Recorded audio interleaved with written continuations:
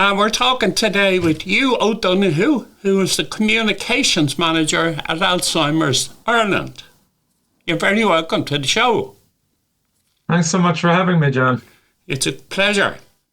So you might start, if you will, just by letting us know what the different types are, or what constitutes dementia, and how does it affect the person.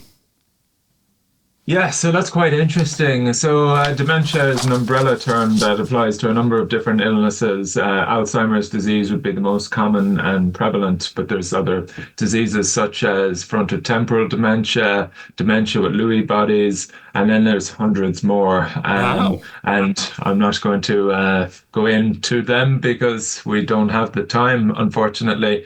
But, they're characterized by loss of memory, confusion, and just various cognitive impairments. So it generally affects older people, but people have been diagnosed as young as 42. So it's a disease that can affect everyone. I've read that there's 200 different types of dementia. Yes, that's correct. Yeah, so that was actually a new one to me.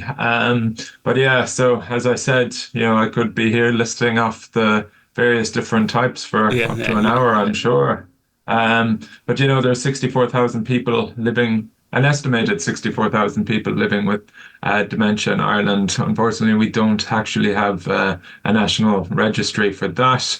But hopefully we'll see that in the next coming years because it'll just make it easier for organisations like us and the HSE to cater more effectively for people living with dementia and their families in Ireland. Obviously, yeah. So talk us through, it's a tough process getting your first diagnosis of dementia. That's correct, and I suppose with any illness or condition, we suggest that people go to their GP first and foremost, and their GP can then signpost them to the various services that exist in Ireland to diagnose for dementia. And, if anyone's out there listening right now and they have a diagnosis or perhaps their family member or a loved one has a dementia diagnosis, I'd urge them to call our helpline on 1800 341 341. That's 1800 341 341. Well, I should give that out later on again. We can give that out later on, and our wonderful helpline team are there to signpost people to the services that exist in their areas. So those services include our amazing dementia advisory service. So we have 29 dementia advisors nationwide. I think we have 5 in Dublin. I may be incorrect. So we have them working throughout the county, and those people are just amazing. They'll come to your house or they'll talk to you over the phone if you're not comfortable with that, and they'll give you all the guidance you need to get you started on your dementia journey. Very good. Is there a treatment? There are various treatments, but in terms of there's been a number of disease-modifying therapies that are going through various stages of approval with the FCA in the States and currently with the European Medicines Agency. So there would have been lecanemab and donanemab last year. So there's light there. So those disease-modifying therapies, generally, I'm speaking in broad terms, they work best with people in the earlier stages of the condition, and it just allows the condition to be slowed down to a more manageable rate. But if anyone's interested in that, they can go on to alzheimer.ie and just search disease-modifying therapies or go to our research section, and our research team has a lot of information out there about that. Can you take steps to reduce your risk? There's various things to reduce your risk for any illnesses, and that goes across the board, whether that be for cancer or Alzheimer's disease, eating a healthy eating a healthy diet, exercising regularly, not smoking, not drinking, and just, I suppose, just generally living a healthier life. allows you to reduce the risk of developing a whole range of Yeah, illnesses. yeah. It's a tough condition for families as well as the person who suffers. That's correct. I mean, it's not just the person who is diagnosed with the condition that lives with the condition.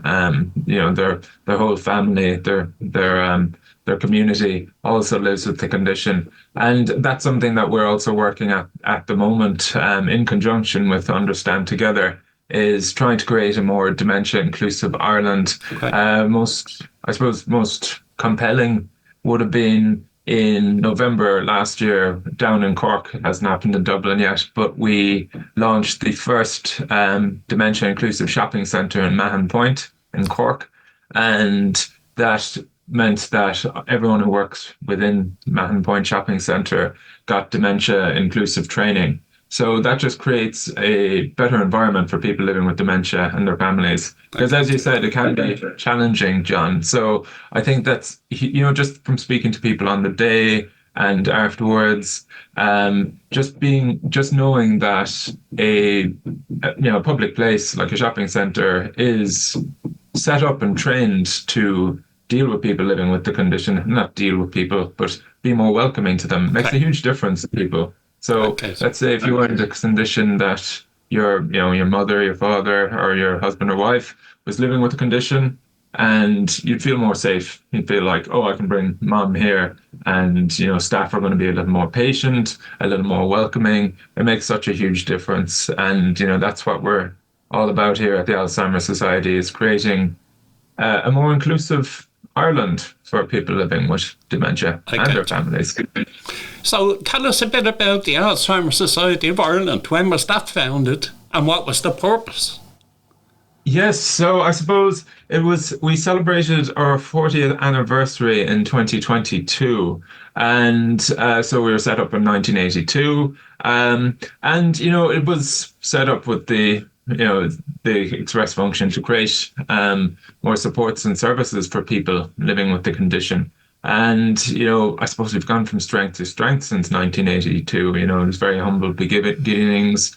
We have 50 daycare centres nationwide and a range of supports and services, education. And, I suppose if you were back in 1982, you wouldn't have thought that we had grown to such a large organisation. And I suppose that's something that's, as someone who works for the organisation, that makes me hugely proud that we can create such a difference. And I suppose for me, it's when I go out to the centres and I see, the people, my colleagues who work directly with people living with the condition and their families, it's truly inspiring, because they just seeing that face to face makes such a huge difference to people's lives. Yeah, it must be really rewarding. Yes, I think so. And and that's really it. And so much is going on. And if anyone's interested in what we're doing, they should go on to alzheimer.ie and can see everything that's going on and all that we're trying to do to make a more dementia inclusive Ireland. You might give us an idea of some of the services that you provide. Yeah, so we provide daycare. So that's in our daycare centres. We have 50 nationwide. Wow. Our dementia advisory service. So we have 29 dementia advisors nationwide. Our helpline, I've already outlined the number for that. And we have daycare at home, home care services, support groups, education and training. So we have a wonderful family care training service. So if anyone's has recently had a family member with a diagnosis, they can get trained up in how to be, the best kind of family care that they can be. Now that's an award-winning service, and it's amazing the stuff they do. That's all of it really in a nutshell. There's probably a couple of things I'm missing. And Don't worry about it. Don't worry about it. The service must cost a lot to run. How do you fund yourselves? Yeah, so we are, I might have the figures, I don't have the figures ahead of me, but I think we're 67% funded by public bodies, and then we make up the rest through our fundraising campaigns. And I suppose our most The most recent fundraising campaign we will be doing is our National Alzheimer's Tea Day. Okay. What's And that all this about? is, yeah, it's a big year for Tea Day. So we're celebrating 30 years of Tea Day. So we've been running Tea Days for 30 years now. Excuse me. So Tea Days raised over about 10 million Wow. over its 30 years. And it's quite easy to run a tea day. All you need is a few friends. I think a couple of, people can think, oh, I don't want to run a tea day because I don't want to rent the local community center or but you don't need to. All you need is a couple of friends or well wishers if you can't get the friends and just come together on the 2nd of May and just have a cup of tea. I mean, there's probably people listening to you right now who are having cups of tea with their friends. So why not do that, but also raise vital funds for Of people course. living with dementia and their families? Um, the society, Alzheimer Society, also get involved at a higher level on issues such as pre-budget submissions, election campaigns, etc. Give us an idea of some of that. Yeah, so I suppose, this year we'll have the local and European elections. So I'm unsure. We don't have the state of hands of what we're going to do for that. And next year there'll be a general election campaign. But every year we launch a pre-budget submission. So that just contains a suite of asks that we're asking the government for. So that's generally, increases in funding for specific supports and services that we're looking to launch. And things like that. But we're still very much in the process of developing this year's pre-budget submission. It has to go through a lot of process. We have to engage with various internal and external stakeholders. But if anyone's interested in our advocacy work, they can go onto our website and look under Creating Change. And we do some amazing work in that too. So we have our Irish Dementia Working Group. That's a working group of people who live with the condition. And they advocate at governmental levels and even internationally for support and services for people living with dementia. And they consult on so much. They consult from art projects, movies, television, right up to governmental level. And then we also have the Dementia Carers Campaign Network. That's a group made up of people who currently or previously cared for people living with dementia. Okay. And they work within that sphere as well. So, they advocate for change for family carers. And, as you mentioned earlier, John, it can be a challenging situation for them. So I suppose that's really inspiring too, that these people are coming out and I suppose empowering people who are living with the condition, which is great to see too. Brilliant, absolutely brilliant. You also help to raise awareness of dementia. Yeah, so I suppose that's, a big part of it as well, is we work quite closely with the HSE Understand Together campaign. Now, I suppose anyone listening might have seen some of the posters in train stations, on buses, of some members of our Irish Dementia Working Group. So Marguerite, Kathleen and Jerry, they appear on posters. And that's great for awareness too. I Yeah. suppose even just from a personal level, I'm actually seeing people say, hey, I saw one of your advocates on a poster. And that's great for us to see. And it really just heightens the awareness of the condition.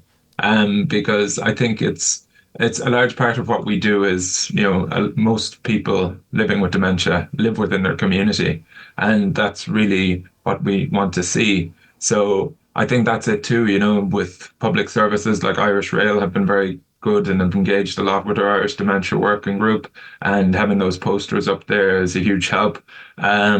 And they've done great work in making the Irish rail service just accessible and usable to people living with dementia. And that's just truly down to just listening to what Yeah. people living with the condition want. And that's vital too. So we have to listen to people living with the condition just to make their lives better Yeah. and be more inclusive. Absolutely, you do. You have somebody in with their GP that just received a diagnosis. How do they get in touch with the society? It depends. If you can go on to Alzheimer.ie, we have a web chat group, or web chat box, if that's what you're interested in. But if you're like me, you probably prefer the human touch, Yeah, and you can call our helpline on 1800 341 341. That's 1800 341 341. And as I said earlier, John, we're running our Tea Day campaign. So we're just looking for people to get out there and host an event on the 2nd of May. But if you can't host a Tea Day event on the 2nd of May, you can do it later or perhaps earlier. And it's quite easy. Just go to tday.ie, enter your details, and our fantastic fundraising team will send you everything that you need to host a successful Tea Day. brilliant. We're coming right to the end of my time with you. Anything else you'd like to put out there? No, I think we've covered everything, John. And I suppose it goes without saying with any of our campaigns, we're just indebted to the wonderful ambassadors that are working with us. We've have Brian Murray and Una Crawford O'Brien from Fair City, Pamela Laird, and a host of other ambassadors who I'm currently forgetting about. But it's just using their profile. And I suppose specifically Brian and Una have been amazing because you might know that Brian was diagnosed with the condition 3 years ago. Right. And he's using his profile just to raise awareness of the condition. And I suppose that's quite inspiring as well because Brian is still working. He's scheduled to go back into Fair City soon. And that's inspiring for people living with dementia to see, if someone can still act with accommodations, that's hugely inspiring. Hugh, thank you so much for coming on the show and for giving us all that fabulous information. Thank you, John. And and please, if anyone's out there and they want any help at all, they can just go to alzheimer.ie and they can get all the information they need. It's been a pleasure. Thank you, John. And that was Hugh O'Donoghue, Communications Manager with the Alzheimer Society, giving us all of the information that we needed to hear about all of the great work they do.